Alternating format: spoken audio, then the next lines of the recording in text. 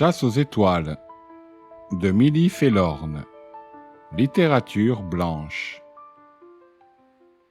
Quand je parlais d'un week-end en amoureux, ce n'est pas vraiment ce que j'imaginais. Pour la 5e fois, j'ignore la réflexion d'Alec et me contente d'enjamber un large tronc qui me barre le passage. Sous mes pieds, la terre meuble de la forêt bruisse. Je jette un coup d'œil sur mon smartphone. Il ne reste plus que 800 mètres avant de parvenir au champ d'observation. Mon précieux pactage se fait lourd sur mes épaules et la nuit chaude de la montagne plaque des mèches brunes sur mes tempes humides. « Tu m'écoutes ?» Je pousse un soupir avant de me retourner vers mon époux. Ses lamentations aussi commencent à peser sur mon parcours. Il grimace lorsque la lumière de ma frontale l'éblouit. Comme je reste muette, il affiche son air contrarié. « Je croyais qu'on était d'accord. Plus de chasse aux étoiles. » Je le considère, les yeux plissés avant de hausser les épaules pour dissimuler mon agacement. Il m'a suivi dans cette randonnée nocturne, il aurait dû se douter de mon véritable dessein. « Et malgré tout, tu es là !» lâchai-je avant de me remettre en route. « Dépêche-toi, le site n'est plus très loin. » Si le professeur Hurel a dit vrai, ce soir c'est le moment parfait pour photographier la naissance d'une nébuleuse. Week-end en amoureux ou pas, je compte bien immortaliser cet événement exceptionnel. Après des années à capturer le firmament nocturne, je suis enfin prête à savourer mon heure de gloire. Un sourire se dessine sur mes lèvres. Plus que 500 mètres. J'entends Alec trébucher et étouffer un juron. Je lève les yeux au ciel sans relever, préférant me focaliser sur les murmures du vent dans les feuillages au-dessus de nos têtes. Un courant d'air me fait frissonner, à moins que ce ne soit l'excitation. J'allonge mes foulées, gagné par l'impatience de déballer mes appareils. Il me semble que mes instruments eux aussi fourmillent d'empressement. 200 mètres. Mon cœur commence à tambouriner dans ma poitrine. Telle une adolescente s'approchant de son premier rendez-vous amoureux, je ralentis, hésitante. Et si je ne voyais rien, une fois de plus? Si le docteur Hurel s'était trompé? Si la nébuleuse n'avait pas lieu? Au pire, si elle s'était déjà produite? Je secoue la tête, débouchant enfin dans la large clairière balayée par les vents. « On y est !» m'exclamai-je en découvrant le ciel parfaitement dégagé. Une nuée de cristaux argentés scintille sur la voûte céleste.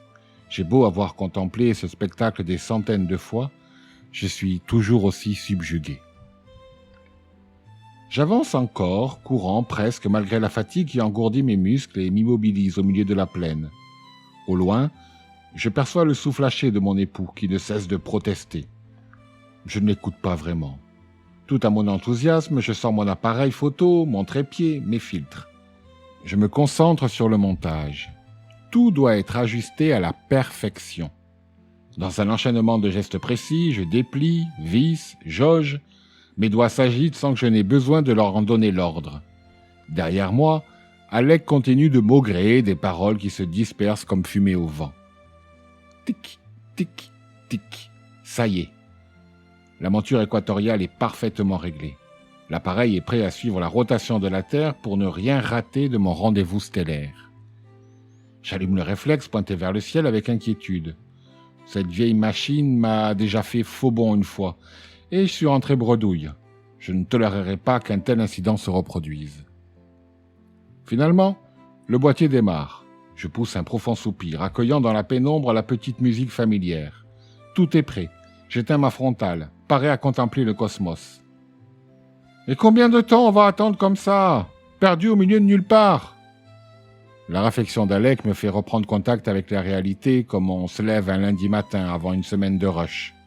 Oh, « Tu n'avais qu'à rester à l'hôtel si ça ne te plaît pas. » Ma colère se répercute en une vague d'écho sur les arpents rocheux. Mon mari me regarde avec de grands yeux qui semblent disproportionnés sous la pâle clarté de sa lampe. Je lui fais signe de l'éteindre et il s'exécute, enfin silencieux. Je prends une profonde inspiration, profitant de l'air boisé et du calme des montagnes. C'est pour cela que j'aime aller admirer les étoiles. Fuir le rythme haletant des villes et leur pollution lumineuse pour savourer la quiétude des terres obscures. Me perdre dans mes pensées, me laisser envahir par l'immensité du ciel comme je le faisais avec ma mère autrefois. ressentir ce léger fourmillement au creux de l'estomac, en songeant ces astres à des milliers d'années-lumière, loin de nous, minuscules planètes habitées dans le néant intersidéral. J'adore imaginer ce que cette infinité de mondes pourrait renfermer. De nouveaux éléments chimiques, de la vie, une forme d'intelligence. Peut-être que là-haut, quelqu'un se pose cette question lui aussi. Mais, coincée dans son univers, elle ne peut savoir si ses rêves fantaisistes appartiennent au champ de la réalité ou à celui du fantasme. Peut-être même que cet être n'est pas encore né, ou a déjà disparu. C'est ce qui est incroyable avec les étoiles. On perçoit leur lueur des confins de l'espace, mais des millions d'années après qu'elles aient été émises. C'est d'ailleurs pour cela que l'on parle d'années-lumière, non? Ce corps cosmique que je contemple, peut-être est-il mort depuis bien longtemps. Et à cet endroit sombre des cieux, peut-être qu'un nouveau soleil existe déjà. J'aime considérer cette fenêtre sur le passé des astres. Cela me rappelle « Anna, je veux divorcer !» La voix d'Alec brise le silence pour se ficher dans mon âme. Je me détourne du firmament pour croiser ses yeux embués de larmes reflétant les constellations. Il semble écrasé par le poids de ses propres mots. Mon sang se retire de mon visage. Ma bouche s'assèche. Une brèche s'ouvre dans mon cœur. Quoi? Mon murmure se perd dans la nuit, étouffé par ma gorge serrée. Tu passes ton temps à fuir nos échanges, à poursuivre les étoiles, s'emporte-t-il. Il se détourne et commence à faire les 100 pas. Tu n'es plus la même depuis que ta mère n'est plus là. Je vacille lorsque les images refoulées surgissent dans mon esprit. Le son lancinant des chants funéraires, la subtile odeur des chrysanthèmes, le goût salé des larmes. J'ai l'impression de suffoquer. Mes genoux tremblent, menaçant de se dérober, mais il poursuit. Tu n'es plus la femme que j'ai épousée, Il semble vouloir continuer d'argumenter, se convainquant que me laisser seule est l'unique option qui s'offre à notre couple. Je reste muette, clouée sur place par la souffrance. Mes muscles se contractent en sanglots silencieux, tandis que je suis des yeux sa silhouette s'agiter dans les ombres nocturnes. Je souhaite lui dire qu'il se trompe, que je ne le fuis pas, qu'il est ma raison d'exister. Mais les mots meurent les uns après les autres au bord de mes lèvres. J'ai essayé de te parler, mais ces photos ont plus d'importance pour toi que notre couple, finit-il par ajouter, comme si rien de plus ne lui venait. Sans me laisser le temps d'objecter, il se rapproche de moi pour me tendre une liasse de papier. J'ai déjà signé. Je pense que ce sera mieux pour nous si tu t'en occupes rapidement.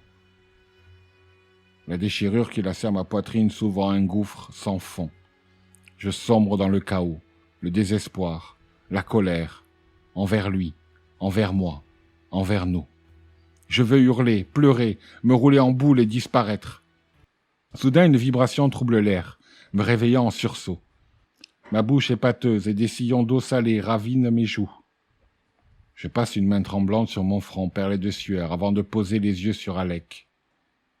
Son souffle est régulier, et les pâles rayons de l'aube dansent dans ses mèches dorées.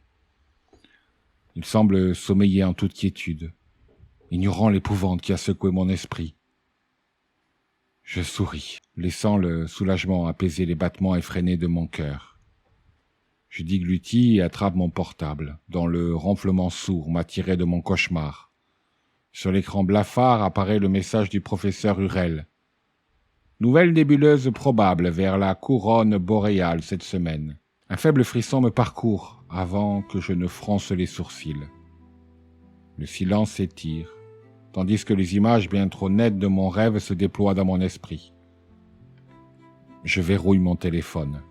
Dans ma poitrine, une flamme que je pensais avoir éteinte évince doucement les ombres qui empoisonnent mon âme depuis la disparition de maman. La chasse aux étoiles attendra. Mon étoile commence à filer. Il est temps de la rattraper.